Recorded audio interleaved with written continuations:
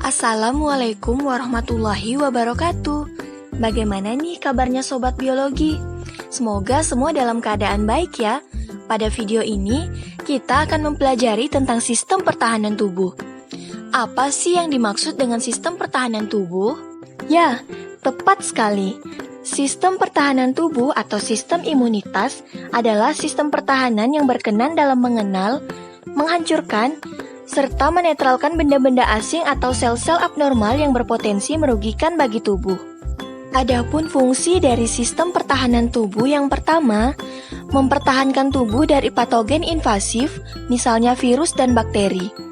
Yang kedua, melindungi tubuh terhadap suatu agen dari lingkungan eksternal yang berasal dari tumbuhan dan hewan, ataupun zat kimia. Ketiga, menyingkirkan sel-sel yang sudah rusak akibat suatu penyakit atau cedera, sehingga memudahkan penyembuhan luka dan perbaikan jaringan. Keempat, mengenali dan menghancurkan sel abnormal atau mutan seperti kanker. Leukosit atau sel darah putih adalah komponen darah yang berfungsi dalam sistem kekebalan tubuh. Leukosit berfungsi mempertahankan tubuh dari serangan penyakit dengan cara memakan atau fagositosis penyakit tersebut. Itulah sebabnya leukosit sering disebut dengan fagosit. Leukosit memiliki bentuk yang bervariasi dan mempunyai inti sel bulat ataupun cekung. Gerakannya seperti amoeba dan dapat menembus dinding kapiler.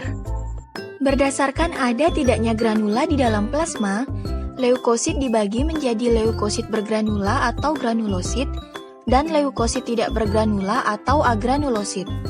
Leukosit bergranula terdiri dari neutrofil, eosinofil, dan basofil. Neutrofil plasmanya bersifat netral, inti selnya berjumlah banyak dengan bentuk yang bermacam-macam. Neutrofil fagositosis terhadap eritrosit atau sel darah merah, kuman, dan jaringan mati. Eosinofil plasmanya bersifat asam. Eosinofil juga bersifat fagosit dan jumlahnya akan meningkat jika tubuh terkena infeksi. Basofil plasmanya bersifat basa. Sel darah putih ini akan berjumlah banyak jika terkena infeksi. Basofil juga bersifat fagosit.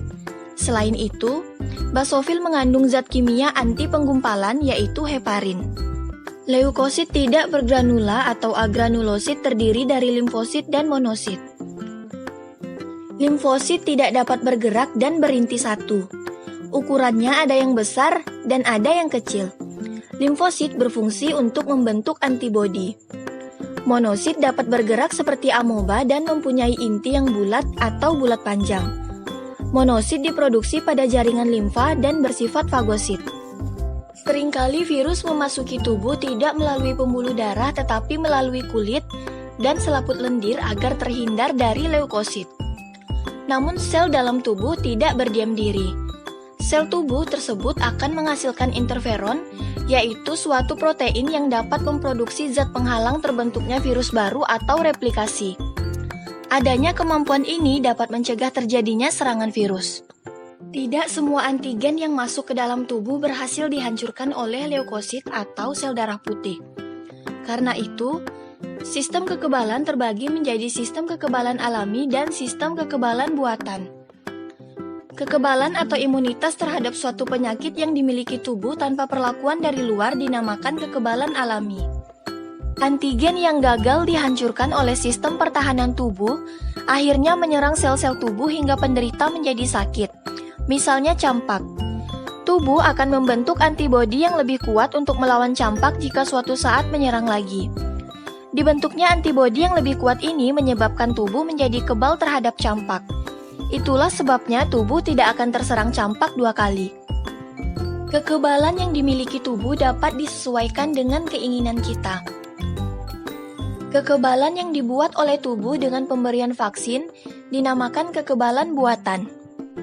Vaksin adalah bibit penyakit yang telah dilemahkan, dan proses pemberian vaksin ini dinamakan dengan vaksinasi.